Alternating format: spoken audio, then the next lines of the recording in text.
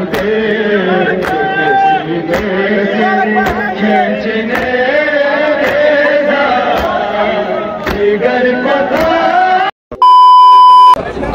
আলাইকুম। আমি আছি এখন ইরাকের কারবালা ময়দানে। ইতিহাসের একটি গুরুত্বপূর্ণ জায়গা।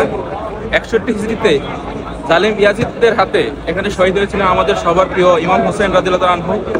তিনি ইসলামের খুবই গুরুত্বপূর্ণ একজন ব্যক্তি ছিলেন। তাকে জালিম ইয়াজিদ তার দুষ্কৃতিকারী লোক দিয়ে তাকে শহীদ করেন। আজ সেই জায়গাতে আছি। আজকে 10ই মুহররমের পবিত্র রাত। এখন বাজে রাত 3টা। হাজার হাজার মানুষ বিভিন্ন দেশ থেকে এখানে হাজির হয়েছে।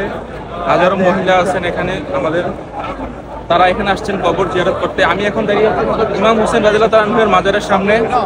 ভিতরে যাইতে পারতেছি না, এত মানুষ।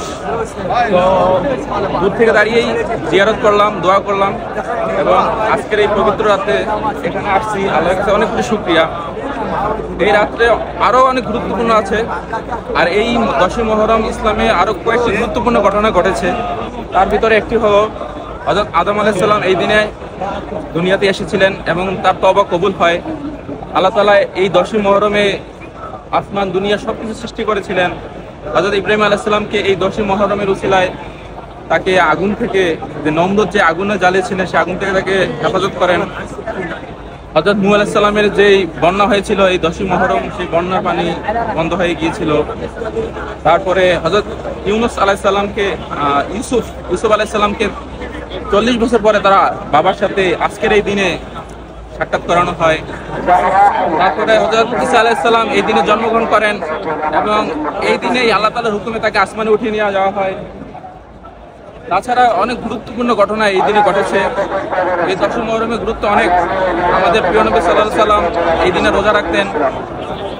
তো এই দিনটি আমাদের জন্য মুসলিম সুন্নিদের জন্য গুরুত্বপূর্ণ এবং শিয়াদের জন্য তো অবশ্যই গুরুত্বপূর্ণ, কারণ তারা এই দিনটিকে খুবই জাঁকজমকপূর্ণ এবং খুবই হৃদয় বিদারকভাবে পালন করে। এই যে ওইদিকে দেখাও, সবাই মাতম করতেছে।